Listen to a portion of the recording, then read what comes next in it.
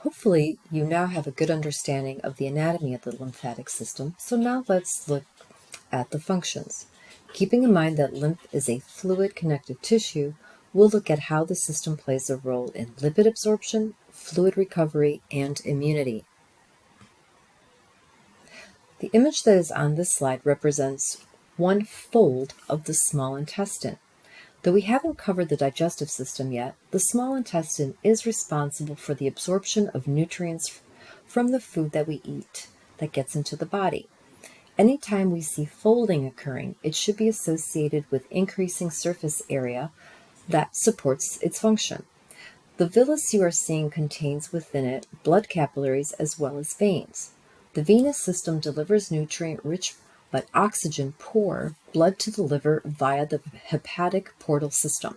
However, some of the lipids that are ingested are absorbed into lacteals and travel by way of the lymphatic system versus blood circulation. These lipids will travel through the lymphatic system through the channels described in the previous video, where they will then be dumped into the left subclavian vein. After eating a meal rich in fats, lymph will appear milky due to the fatty nature of lipids. The next function, fluid recovery, was introduced in the blood vessel unit. As a reminder, blood capillaries exert a hydrostatic pressure upon the capillary walls that forces fluids out. Most of the fluid returns back into the blood circulation on the venous end. The 15% that remains in the interstitial space is taken up by lymphatic vessels.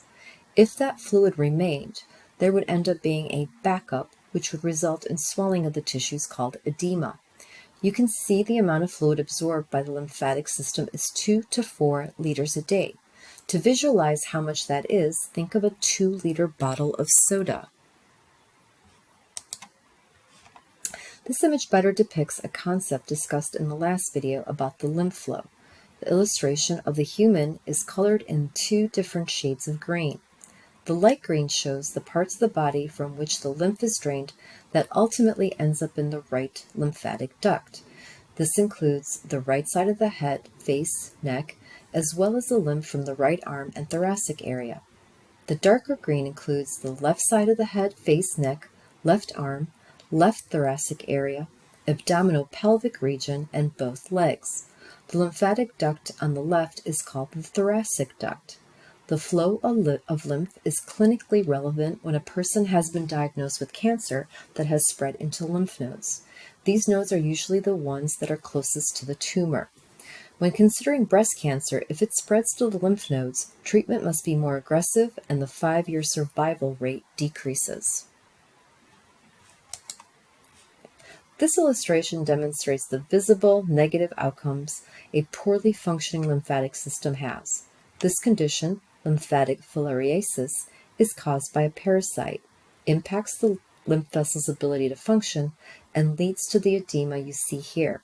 I'll discuss this condition more in the homeostatic imbalances video in this unit.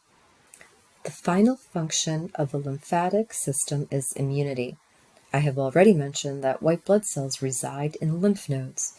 In a way, you can consider that a part of our immunity is based on and dependent on the lymphatic system. The fluids that are filtered from the blood will contain foreign cells and chemicals.